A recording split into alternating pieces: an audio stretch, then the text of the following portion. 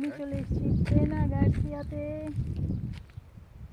এটা হচ্ছে পেনা Garcia 470 million বছর আগের খুবই সুন্দর একটা জায়গা।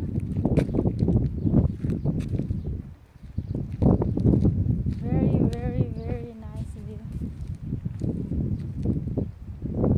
ও আচ্ছা, আমি এতক্ষণ পরে বুঝেছি যে আমার এজেন্ট কেন এখানে নিয়ে আসছে। What will you say? Okay.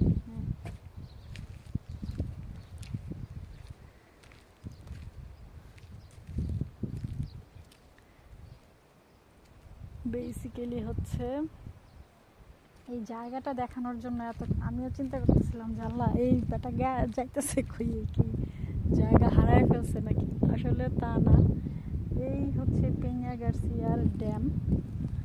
এবং এই আমার এই যে নিচে দিয়ে কুইন যাইতেছে, যা কই জমি দেখতে পাচ্ছি, সেইখানে জমি জমা বিক্রি করে।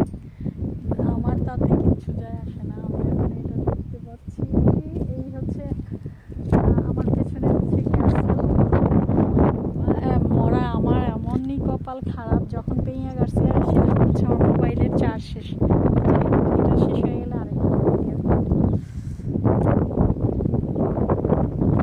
পেছনে হচ্ছে ক্যাসেল পেনা গার্সিয়ার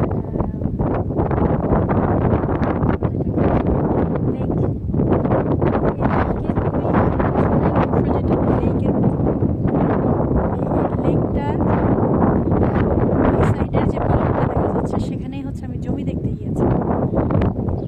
তো জমি দেখাটা তো আসলে একটা উসিলা ছিল, আমি যে এত সুন্দর একটা জায়গায় আসতে পারছি। মানে পর্তুগালের পেনা গার্সিয়া কেন এত বিখ্যাত এখন বুঝতে পারছি।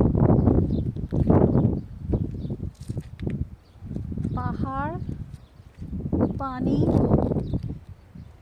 তারপর পাহাড়ি ঘরগুলো, এই সব কিছু মিলিয়ে দুর্দান্ত।